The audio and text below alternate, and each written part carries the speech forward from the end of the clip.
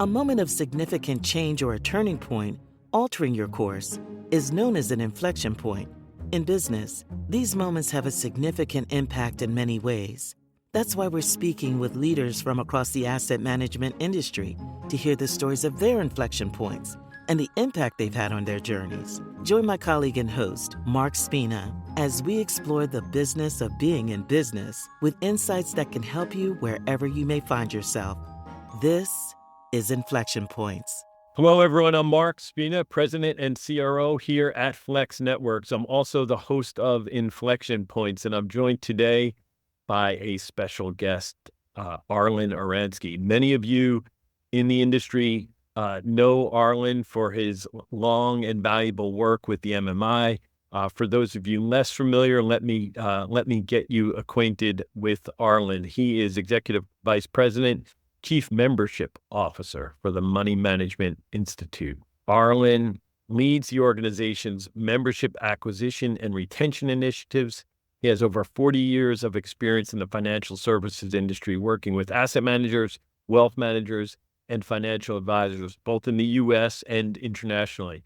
He's also co-authored the new Managed Account Solutions Handbook with Steve Gresham, published by John Wiley & Sons. He additionally is a 9/11 Memorial Site volunteer and a volunteer also for New York Cares. Welcome, Arlen. Mark, great to be with you. Thanks for having me. Awesome. We're going to jump right into it, Arlen. So, as you know, on the show, we try to draw out inflection points, those key trajectory changes in life and in careers. They tend to be upward trajectory changes. They're not always.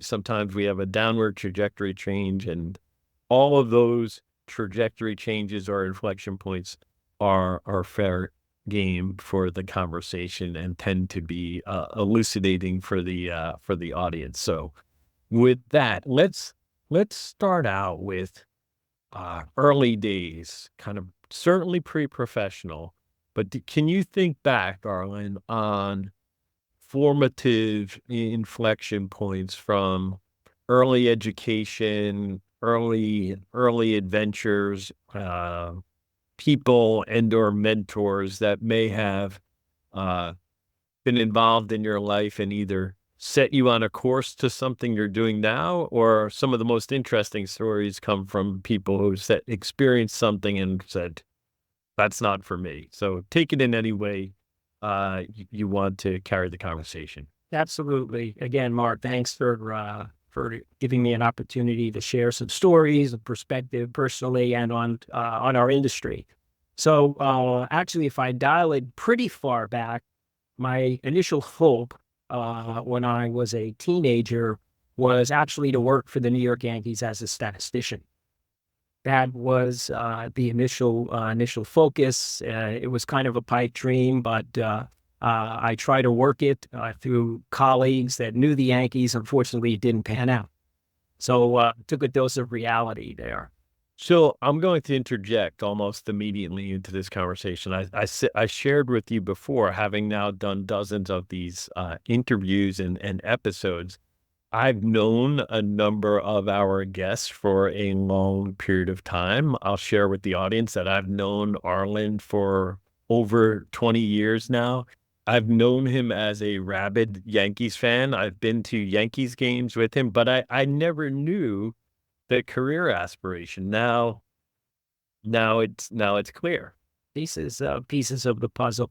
But as I move forward in the timeline, I actually went to Mark undergraduate school at Stony Brook. Nice. And continued with my master's work at Loyola in Maryland. And my master's degree is actually in clinical psychology with a focus on industrial psychology. And at that time was not thinking about Wall Street or finance, et cetera. And so I was actually doing an internship for a consulting firm that was connected to the United States government to help design nuclear power plant control boards through something called cybernetics, which back then people didn't know what it was, but today they do. And so that was a really cool experience, but it got into the whole realm of industrial psychology. Which again, new information, excellent of you to share. I'm thinking though, as I tried to connect dots, you've had an opportunity, maybe not exactly as planned, but with all the companies and characters that come into your life on a daily basis as part of your MMI role, there's some application of that psychology background. There are applications, and anytime a request for analysis occurs, I gracefully. Actually, the way that I got into our business was while I was going to grad school and looking to aid my finances. I took a part-time job at T. Rowe Price, and that was at a time when interest rates were 18.5% on money market funds. And what an extraordinary experience, flow of money into not only T. Rowe, but money market funds across the realm. And everything was manual, everything was paper. And it is, as I reflect, such an incredibly different time than where we are now.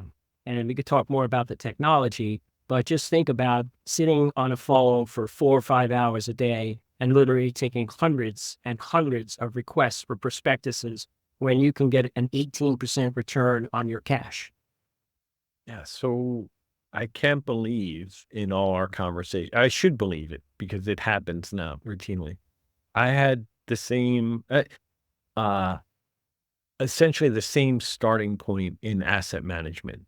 At shareholder service for what at the time was Alliance Capital and became, is now known as AB, right?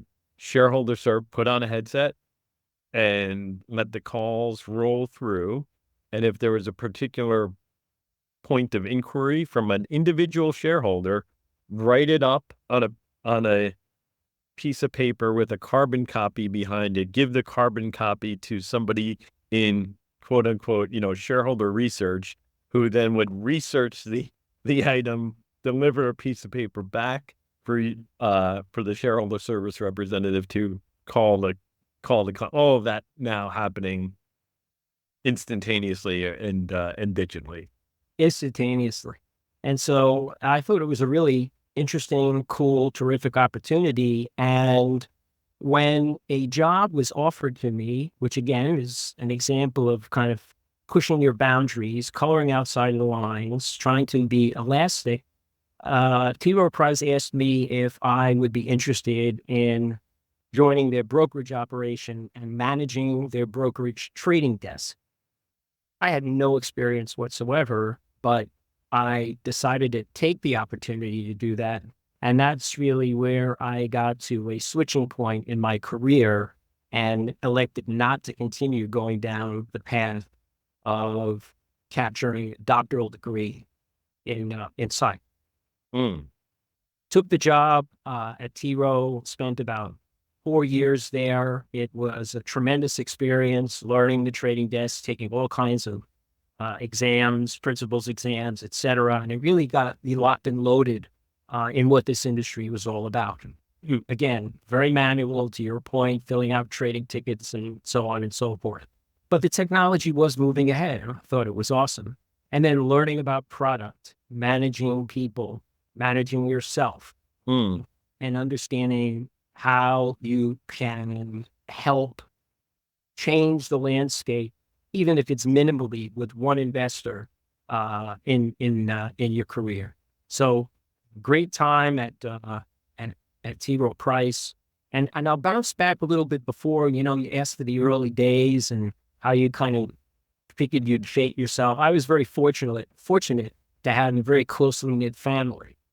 This, I've said this with you before. My father had a phenomenal work ethic. And he worked in Bloomingdale's for over 50 years selling men's toys. And so that devotion, that commitment, rubbed off on me.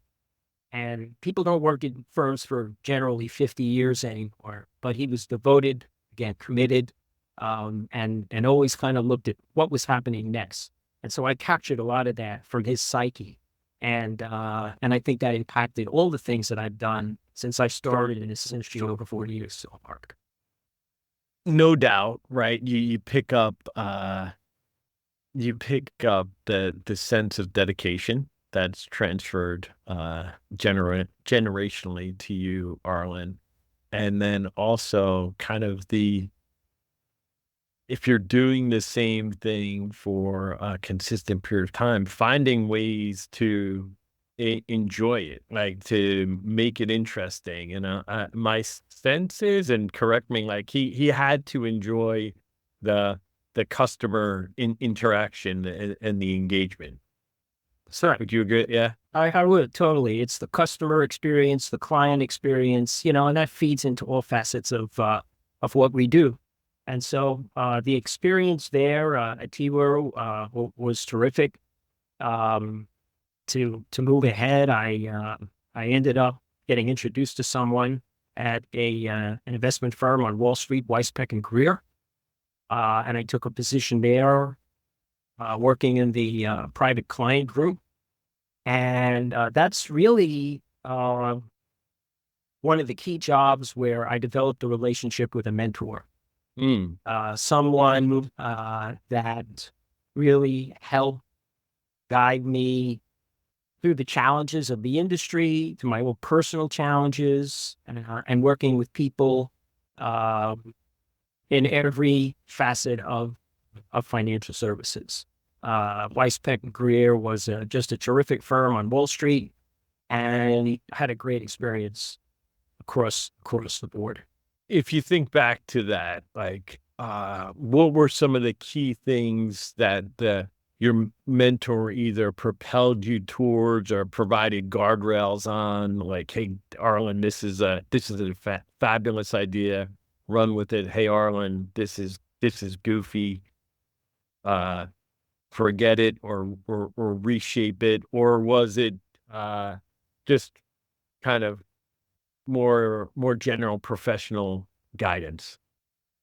It was a combination, Mark. It was, and I always recommend this to people that I work with and family members. Push yourself as close, if not into the end zone, as you possibly can, even if it's a little scary. But when you get there, you'll feel it. You'll feel the accomplishment. Sometimes I didn't get there, but this person, who goes by Jonathan, really helped me test my own parameters. And I think that's the way that you really get a feel for how far you could go, even if you have to backtrack a couple of yards. And so freedom, pushing, testing, and resurfacing are kind of some of the words that I think about in that experience. That's awesome. Hearing you say that, it reminds me of one of the mantras, axioms, just principles that I've encountered and tried to utilize routinely and push others to do the same. It's get comfortable being uncomfortable, right? That's where everything happens, is in those points of discomfort. Creates growth. It creates opportunity. The nerves that you experience are your mind, your body of going through something it hasn't encountered before, and thereby kind of gearing you for that experience and putting you in a position to usually to succeed, and if not, to adjust accordingly. I just think there's what you're saying is very much aligned with that You know, concept. some people, Mark, say, well, gee, I was lucky. Gee, it was just pure luck. And there's a phrase, again, I'm jumping back to baseball, that Go for it. Branch Rickey once said, and most of you know that name is, luck is the residue of design. Absolutely. And it really is. It Absolutely. really is. Undoubtedly. Let's start to propel forward. So from Weiss Peck and Greer, how do you wind up at the MMI? There was a brief stop for several years at TIAA CREF, now TIAA. Sure. That was a terrific experience with an entree into the insurance arena, and also to help launch mutual funds to the public. Mm. And that was an outstanding experience, working with some very seasoned people at an organization that a lot of people didn't know about really at the time because of the focus around not-for-profit organizations. Right. But the firm evolved with help from a good number of team members, which I was fortunate to be a part of, to develop the first 529 plan, which launched in New York and in California. And it was terrific to be a part of that team because that really was a critical product to develop for our industry, for families, and for their children. And so, again, that was just a terrific experience. And then when TIAA had shifted physical locations, my family and I decided we were not going to move. And so I was introduced to the CEO and president of the Money Management Institute, and was very fortunate to take a position as the membership director to really help MMI broaden its relationship with the asset manager and wealth manager communities. And so I was fortunate to have some pretty extensive networks. And the CEO at the time said, Arlen, we have 40 firms. We need to build this organization out, which at the time focused purely around separately managed accounts.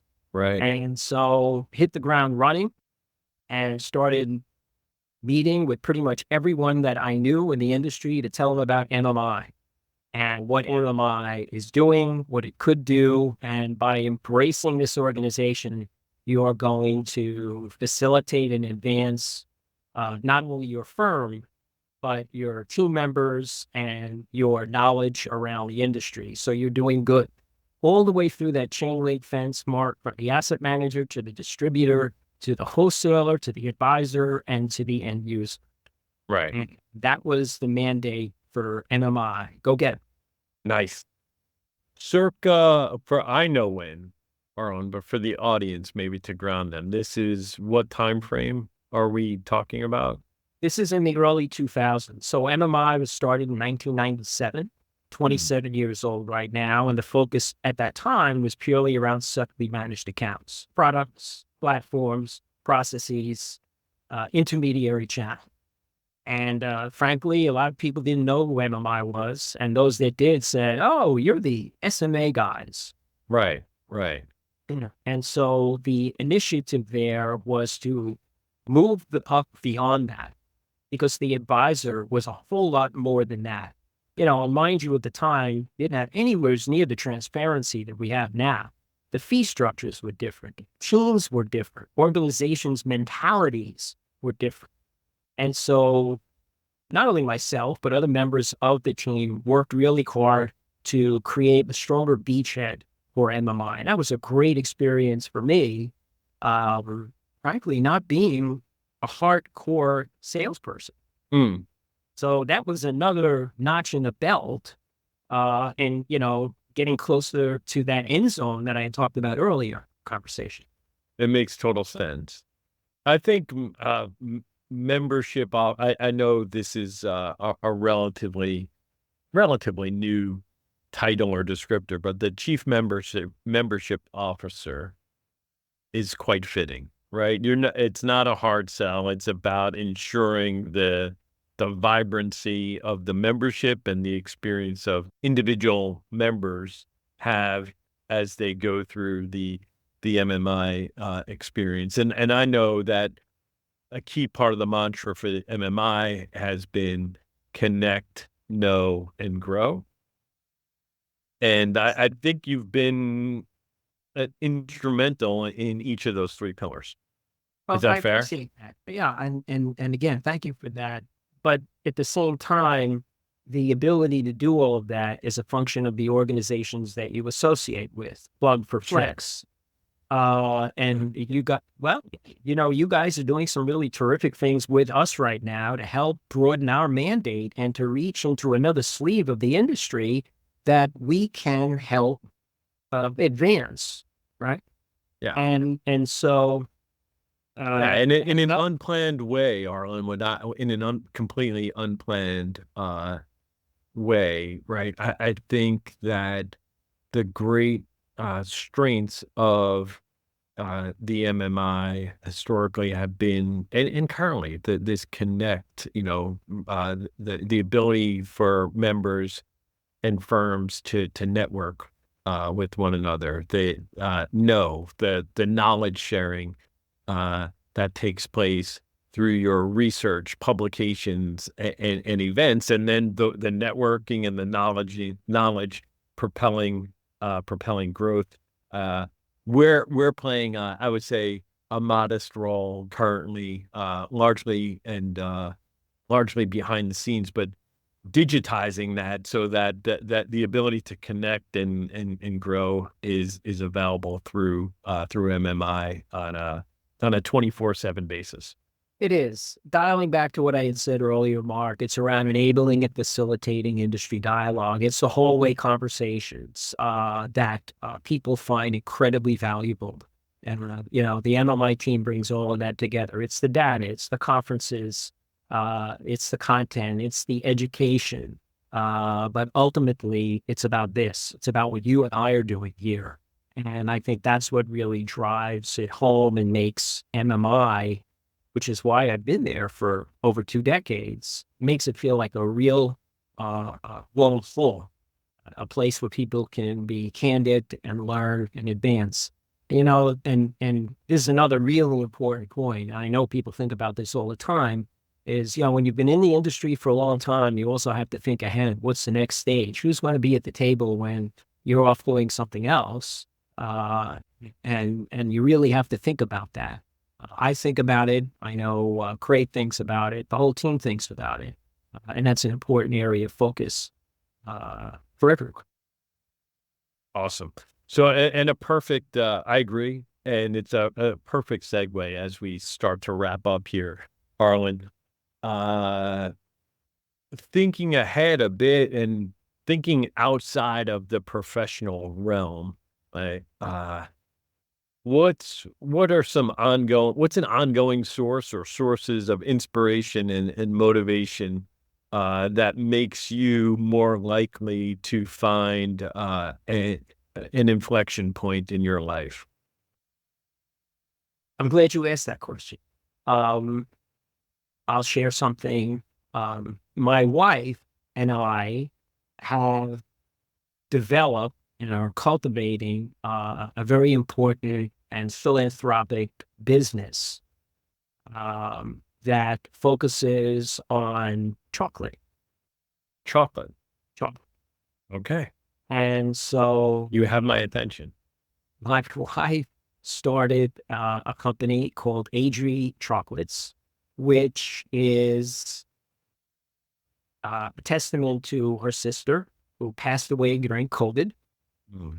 And the thrust of the organization ultimately is to fund a foundation that has been developed for underprivileged children and families in Jamaica and in Venezuela. And so that is something that both of us personally are focusing on now, and will continue to do that to continue her legacy. So that's something that is enjoyable, has deep-rooted meaning, and we're confident will move the needle for families in need. That's fantastic. It's heartbreaking in one way, inspirational in another, and exactly the type of extra or outside the professional realm inspiration that we're seeking to uncover. So I appreciate you sharing that, Arlen. And this is now like 6 different things that you've shared here that, despite our 20 plus years of friendship, represent new information to the relationship. You know, Mark, you and I have had a long runway, some interesting changes in our careers. I've always valued the insight, the camaraderie, collegiality in our conversations, and have appreciated your guidance too in those bumps and roads. And so, always happy to share with you, Mark. Awesome. Well, with that, Arlen, we'll plan to have you back on an episode next year. Maybe dive deeper into MMI and key initiatives. I know there's a lot happening. So I want to give a thank you to Arlen and a big thank you to our listeners for your time, allowing us to occupy and potentially enhance your mind space. Both are valuable. We are a work in progress as people and a podcast. If you picked up anything of interest, please subscribe, leave a rating and review. And until next time, keep looking for and creating your own inflection points. Thank you, Arlen. Thanks, Mark. Good to be with you. All right, likewise. Contained in this recording is provided as is for educational and informational purposes only and should not serve as the basis for any trading or investing decisions.